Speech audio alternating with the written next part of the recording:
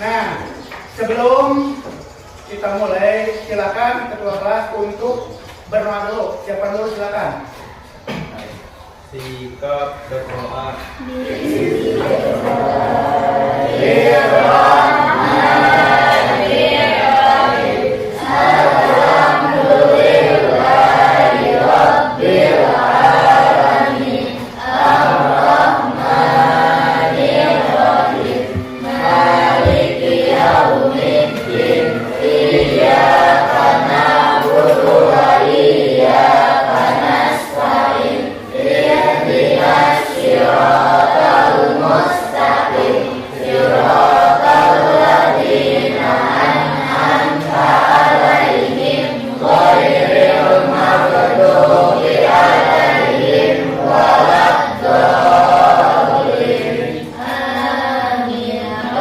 Kita mulai, Bapak akan absen dulu.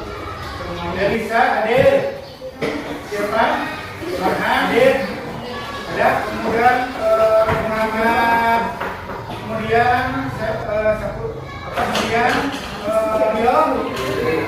Tiga. Angga. Baiklah, kita pada hari ini sebelum kita belajar, kita untuk supaya tidak tegang, kita adakan dulu refreshing untuk ice breaking dulu. Silakan semua berdiri.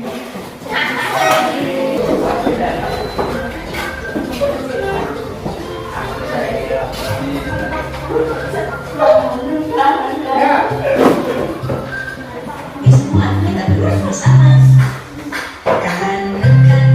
Yo, bro.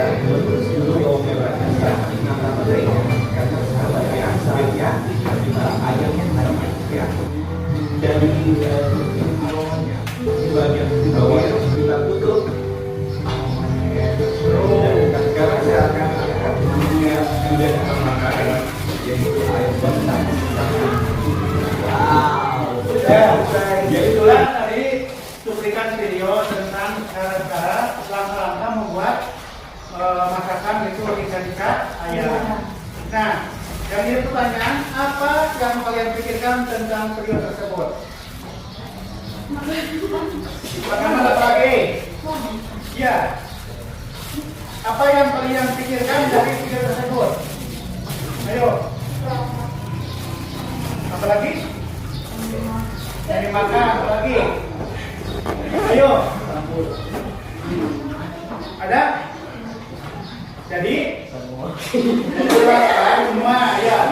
Jadi yang kita lihat dari video tersebut adalah bagaimana langkah-langkah cara-cara untuk membuat masakan yang dibuat tadi. Nah, kita sekarang masuk kepada penjelasan karena sudah kita lihat dari tadi tentang videonya. Kita masuk kepada materi tentang teks prosedur. Jadi ini ada hubungannya dengan teks prosedur, langkah-langkah cara pembuatan sesuatu. Ini.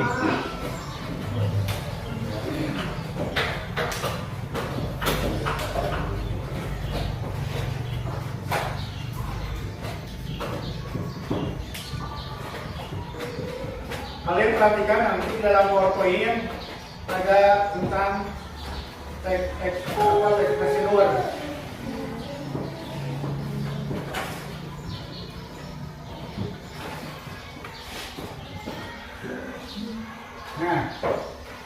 Ini adalah memahami teks prosedur atau panduan lengkap. Apa itu teks prosedur? Ada yang tahu? Ada? Apa? Nah ini. Apa itu teks prosedur? Teks prosedur adalah jenis teks yang dirancang untuk membantu pembaca langkah-langkah demi langkah dalam proses suatu kegiatan atau mencapai tujuan tertentu. Jadi di dalam sebuah kegiatan, baik yang bersifat pembuatan makanan, pembuatan misalkan perakitan, ini ada prosedur yang harus kita pahami. Atau misalkan di rumah, bagaimana cara memasang menyalakan TV, ini ada cara-caranya. Jadi ini ada prosedurnya, yaitu teks prosedur yang dirancang untuk membantu pembaca langkah demi langkah agar kalian paham cara menjalankannya.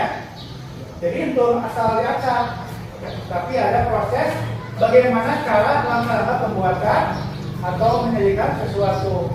Nah di sini definisi inti teks yang menjelaskan urutan langkah atau tahapan untuk melakukan sesuatu secara berurutan. Jadi kita urutkan. Ada pembeli misalnya siapkan bahan, siapkan barangnya apa, jadi diurutkan. Kemudian ada tujuan utama.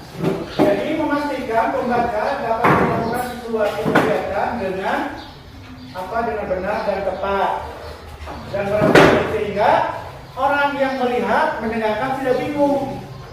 Ketika kita membuka atau membaca sebuah panduan, ketika kita memberikan informasi, jadi orang lain paham dengan panduan yang kita buat. Itu. Paham ya? Paham? Sekali lagi, apa itu teks prosedur? Adalah teks yang dirancang untuk membantu pembaca langkah demi langkah dalam pembuatan sesuatu. Nah, kemudian ini adalah struktur prosedur. Jadi setiap teks prosedur yang efektif memiliki 3 bagian utama yang saling mendukung untuk memberikan panduan yang jelas. Pertama, jelas harus ada tujuan atau goalnya apa. Jadi tujuan itu di bagian ini menjelaskan hasil akhir yang diharapkan atau apa yang ingin dapat dilalui dalam prosedur yang akan dijelaskan sehingga ditemukan judul atau paragraf pembuka gitunya.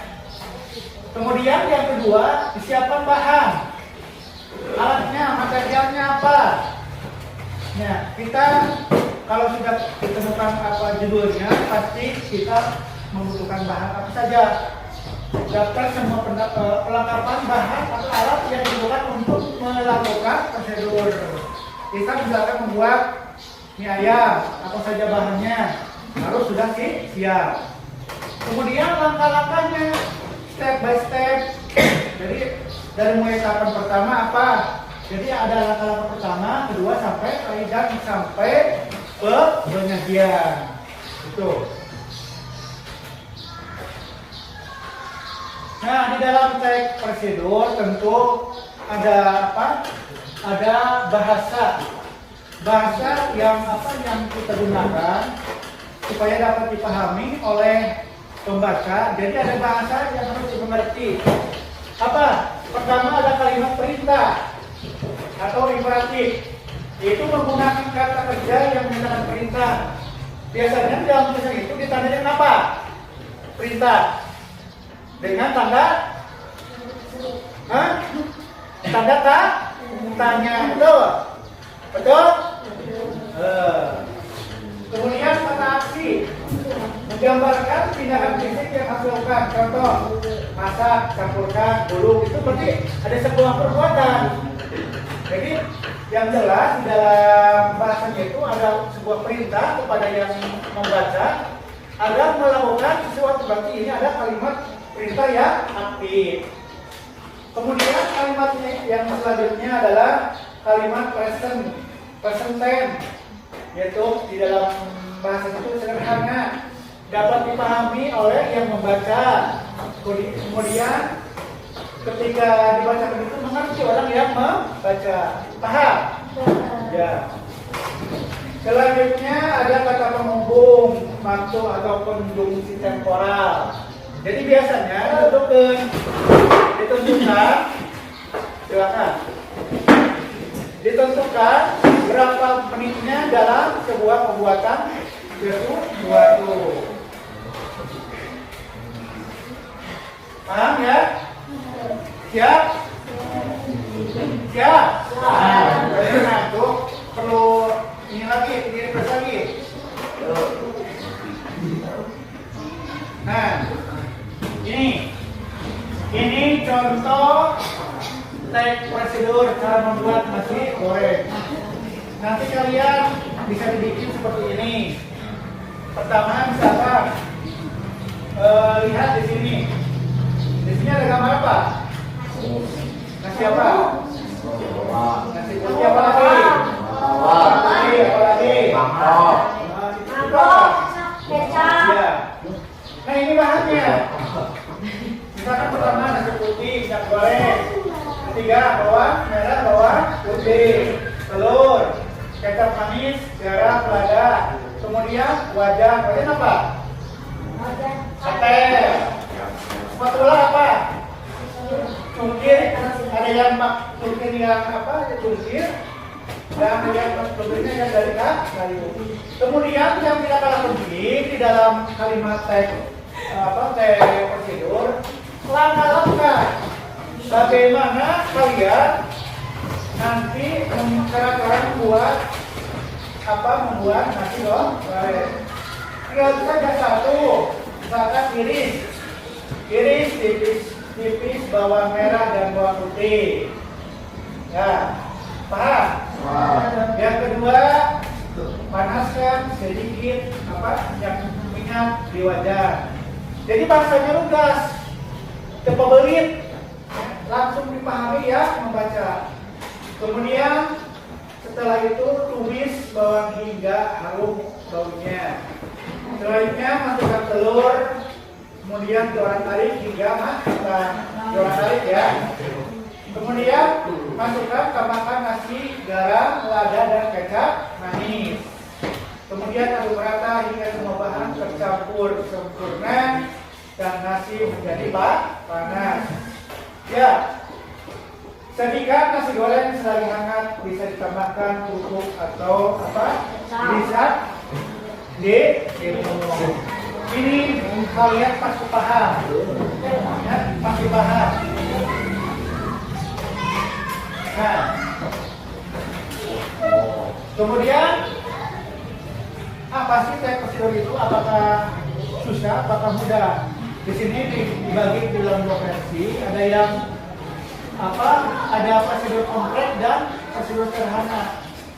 Maksudnya apa? Jadi dibikin lebih mudah cara penyampaiannya. Yang sederhana, jumlah langkah sedikit, biasanya 2 sampai 5 langkah. Kemudian detail minimal, langsung inti. Kemudian tujuan, kemudian contoh cara pembuatan kopi dan sebagainya. Jadi cara penyampaian teks prosedur yang lebih sederhana. Kemudian ada kedua yang kompleks, itu yang agak rumit. Biasanya jumlah langkah banyak, seringkali bercabang. Misalkan dalam bagaimana cara menyalakan komputer. Ketika MBK kita siapa kapan? Jadi biasanya dalam menyalakan komputer untuk MBK, terutama untuk klien, itu lebih rumit karena penyajian itu memerlukan penjelasan. Misalkan komputernya dinyalakan, kemudian masuk ke browser atau browser, kemudian masukkan kemudian masukkan nama, user, passwordnya masukkan, kemudian nanti sebelum mulai harus masukkan dulu tokennya. Kemudian mulai itu yang lebih rumit lagi karena ada prosedur yang lebih banyak. Dan detailnya itu sangat rinci karena harus dijelaskan lebih jelas. Kemudian tujuan proses teknis, administratif atau keselamatan lebih detail. Contoh prosedur klaim asuransi instansi, kemudian software, ini software, SOP perusahaan. Ini software ini lebih rumit. Nah, apa sih manfaat tag prosedur? Jadi keberadaan tag prosedur tidak hanya mempermudah, tetapi juga memastikan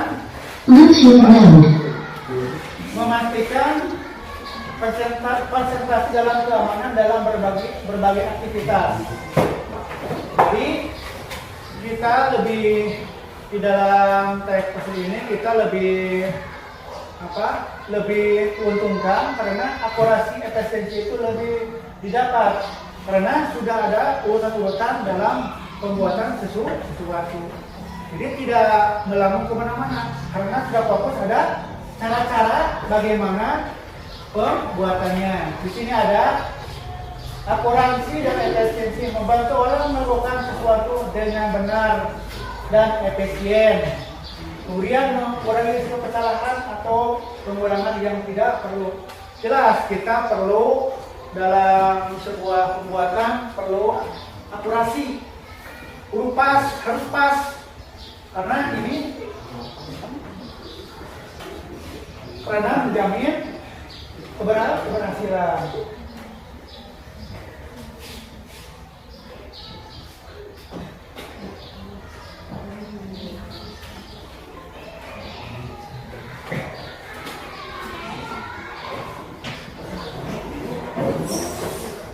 Nah, itu tentang prosedur. Prosedur pembuatan sesuatu. Bapak akan silakan nomor 2 itu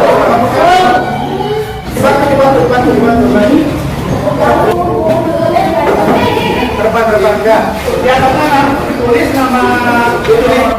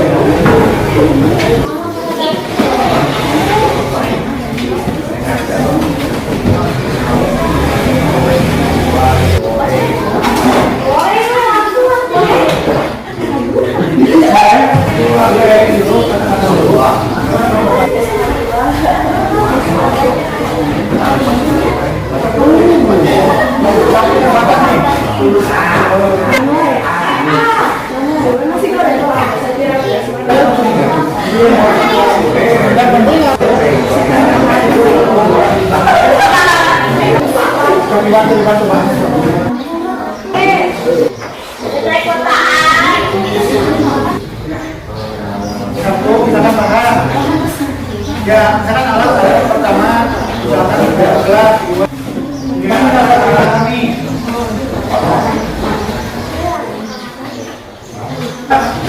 Sudah hampir selesai. Memang dari sana apakah foto?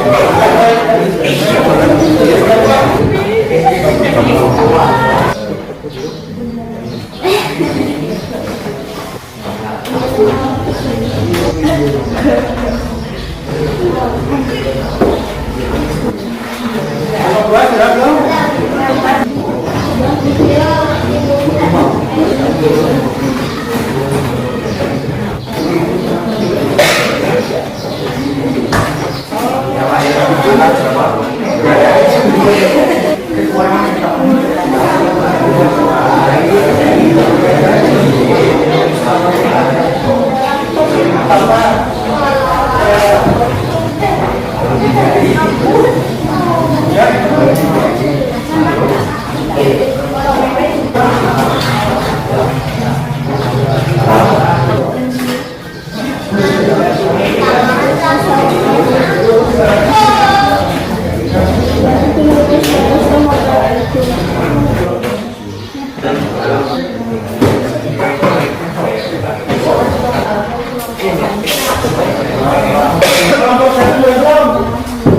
Silakan ya. Kalian pastikan dapat mengatakan hasil kerja kalian. Ayo.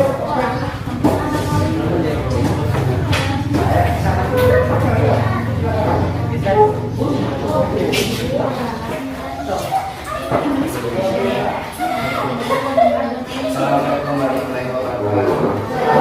warahmatullahi wabarakatuh. Saya dari kelompok 1 akan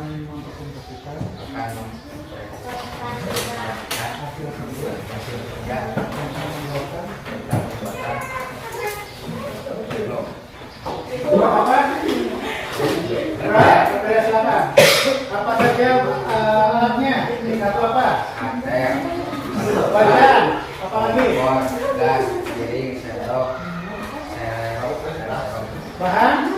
minyak, kentang, Satu. minyak, Dua. kentang, 3 terigu, Terigu.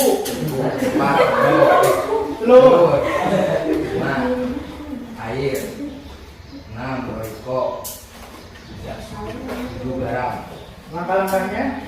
Satu. Siapkan kentang dan cuci. Siapkan panci dan air. Masukkan kentang ke dalam panci yang berisi air. Lalu Silakan yang lain ya. lalu kupas kentang yang sudah direbus dan lalu dibubukkan.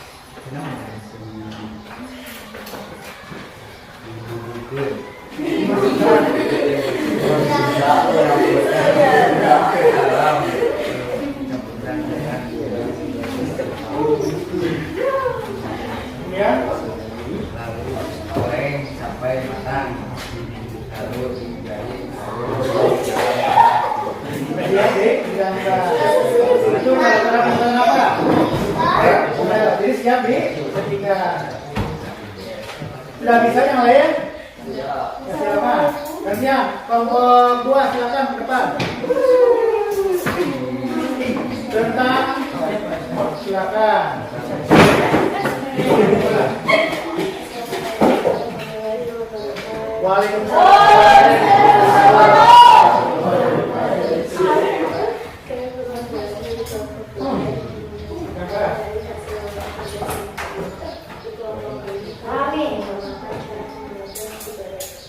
Buat apa?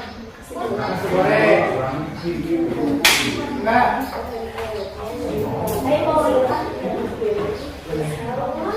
Teruskan satu apa?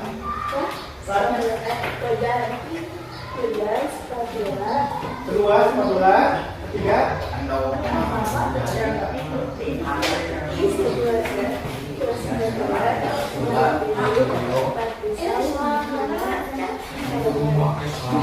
Warna. Kedengaran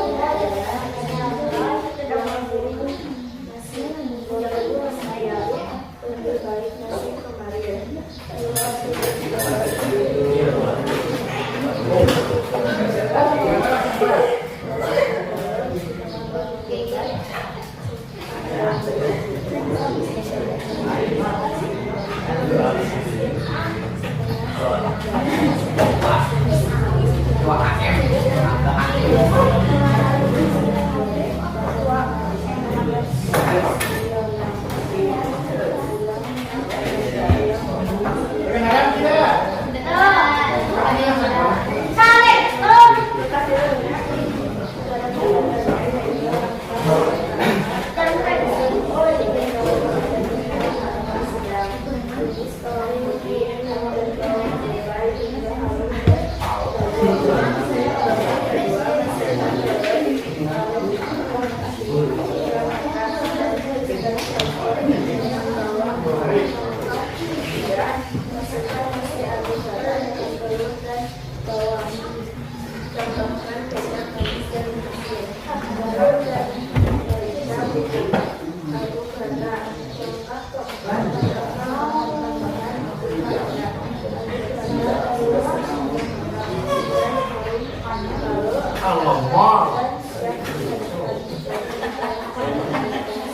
Nah, kelompok itu dengan apa?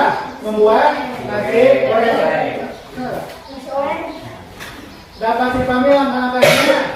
Dapat kami, ya silakan berikan waktu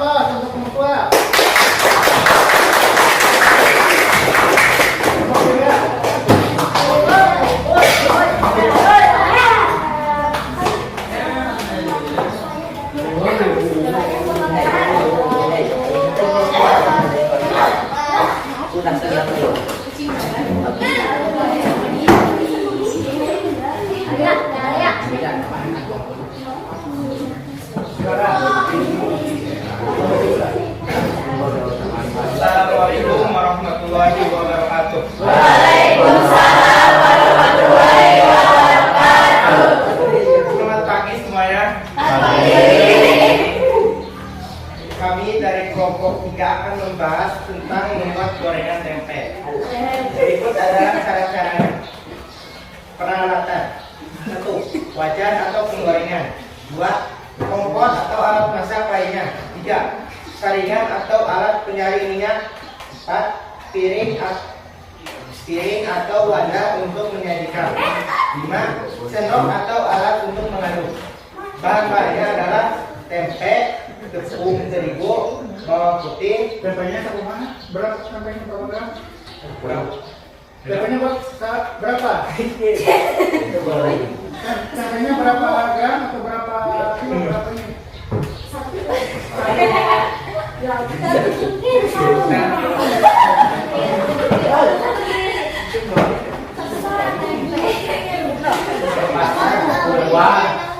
tempe?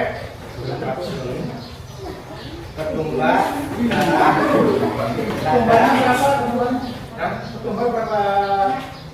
Ketumbar? Ya, silakan. garam 3 sendok makan. Ya.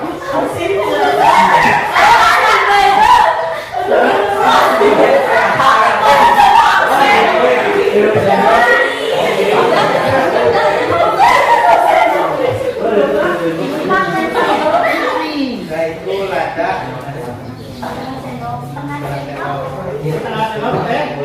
Ya. Air sekitar Berapa gram airnya? 200 sudah. dan minyak goreng.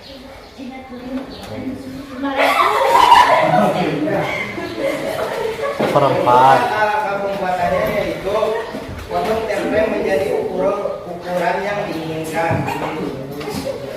Terus setelah itu haluskan bawang putih dan ketumbar. Lalu campurkan terigu, garam, lada, dan sebuah wadah dalam sebuah wadah. Tambahkan air ke dalam wadah yang berisi tepung, terigu, garam, dan lada. Aduk hingga adonan menjadi rata dan tidak terlalu kental. Masukkan tempe yang telah dilapisi adonan ke dalam minyak goreng. Sekian presentasi dari saya. Mohon maaf jika ada kekurangan dari saya. Wassalamualaikum warahmatullahi wabarakatuh. Ya,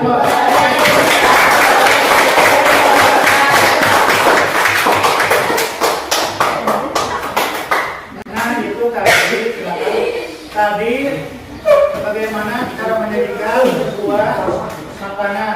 Jadi yang harus kita perbaiki adalah itu kalian harus mengukurkan berapa gramnya, misalkan air berapa liter atau berapa gram, kemudian bahannya berapa. Jadi harus dicantumkan gramnya, ukurannya supaya lebih detail. Misalkan ada berapa, itu yang harus dikoreksi oleh kalian. Tapi intinya kalian sudah dapat memahami tentang teks prosedur, cara-cara penyajian sebuah bahan. Mudah-mudahan pelajaran hari ini dapat kita pahami, insya Allah. Kemudian hari besok kita materi yang lain, mudah-mudahan dampaknya dan diberi kesehatan untuk pelajaran selanjutnya. Maaf, ada kekurangan dan kita akhiri saja. Wassalamualaikum warahmatullahi wabarakatuh.